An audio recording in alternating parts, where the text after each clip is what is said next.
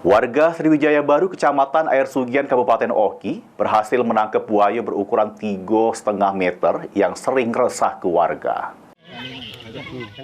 Sesudem cukup lama dibuat resah oleh seekor buaya yang sering muncul di permukaan sungai, akhirnya warga desa Sriwijaya Baru, Kecamatan Air Sugihan, berhasil menangkap buaya berukuran 3,5 meter tersebut.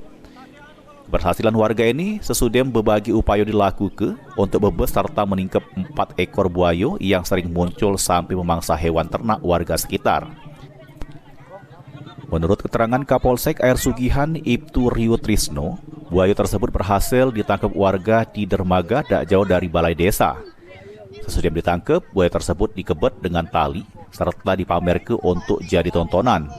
Warga pun selik dari parak buaya berukuran 3,5 meter tersebut.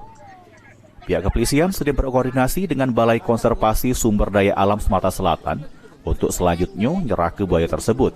Warga dihimbau untuk berhati-hati pas beraktivitas di parak sungai, secepatnya ngejuk tahu ke pihak berwenang amun selik keberadaan buaya ataupun nak nangkepnya.